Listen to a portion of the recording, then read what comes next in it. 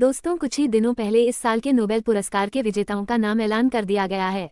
इस साल रसायन विज्ञान के क्षेत्र में 3 लोगों को ये पुरस्कार दिया जाएगा। इस अवार्ड का आधा हिस्सा डेविड बेकर को कंप्यूटेशनल प्रोटीन डिजाइन के लिए दिया जाएगा। इसके अलावा इसे संयुक्त रूप से डेमिस हसाबिस और जॉन एम जम्पर को प्रोटीन सिंथेसिस के लिए दिया जाएगा। वहीं भौतिक विज्ञान के क्षेत्र में जॉन जे हॉपफील्ड और जेफरी ई हिंटन को नोबेल पुरस्कार देने का फैसला किया गया है। इन्हें कृत्रिम तंत्रिका नेटवर्क के साथ मशीन लर्निंग को सक्षम करने वाली मूलभूत खोजों और आविष्कारों के लिए ये पुरस्कार देने का फैसला लिया गया है। इसके साथ साथ मेडिसिन के क्षेत्र में भी अमेरिकी के 2 साइंटिस्ट विक्टर एम्ब्रोस और गैरी रूबकिन का नाम नोबेल पुरस्कार के लिए चुना गया है। उन्हें ये पुरस्कार माइक्रो आरएनए की खोज करने के लिए चुना गया है। माइक्रो आरएनए की खोज के अलावा उन्हें पोस्ट ट्रांसक्रिप्शनल जीन रेगुलेशन के लिए भी उन्हें इस पुरस्कार के लिए चुना गया। माइक्रो आरएनए पर किए गए रिसर्च ने ये समझाने में मदद की कि हमारे जीन मानव शरीर के अंदर कैसे काम करते हैं। अमेरिकी साइंटिस्ट विक्टर एम्ब्रोस और गैरी रूबकिन के रिसर्च में ये बताया गया है कि माइक्रो आरएनए मानव शरीर के विभिन्न टिश्यूज को कैसे जन्म देते हैं।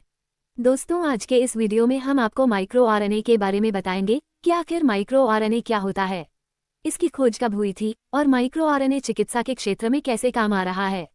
आइए जानते हैं कि माइक्रो आरएनए क्या है। दोस्तों, माइक्रो आरएनए अणुओं के एक परिवार का नाम है। ये हर जीवित प्राणी के जीनोम में होता है। इससे पता चलता है कि शरीर में कोशिकाएं कैसे बनती हैं और कैसे काम करती हैं।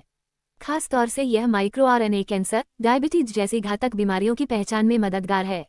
यह कोशिकाओं में जीन एक्सप्रेशन को नियंत्रित करते हैं। ये 20 से 24 न्यूक्लियोटाइड लंबे होते हैं और मुख्य रूप से प्रोटीन के निर्माण में मदद करने वाले जीनों को टारगेट करते हैं।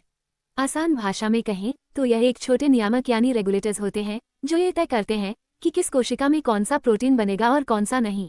जब माइक्रो आरएनए किसी जीन के साथ जुड़ता है तो ये उस जीन के प्रोटीन बनाने की प्रक्रिया को रोक सकता है और कम भी कर सकता है। आइए जानते हैं कि माइक्रो आरएनए की खोज कब हुई थी। दोस्तों, जिन दोनों वैज्ञानिकों को नोबेल पुरस्कार से नवाजा गया है उन्होंने 1993 में इस पर रिसर्च की थी।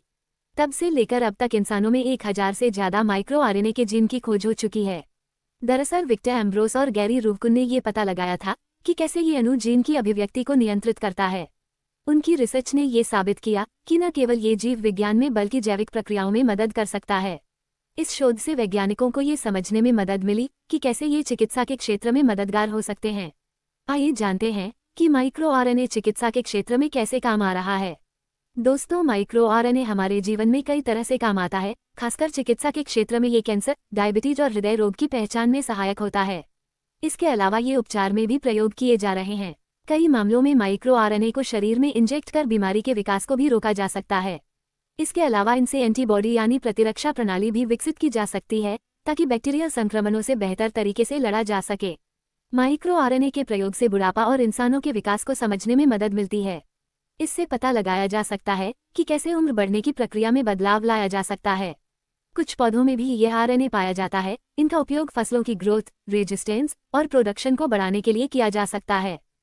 जानकारी अच्छी लगी हो तो वीडियो को लाइक और शेयर करना ना भूलें। साथ ही हमारे चैनल को भी सब्सक्राइब करें ताकि आप लोगों को इस तरह की वीडियो मिलती रहे।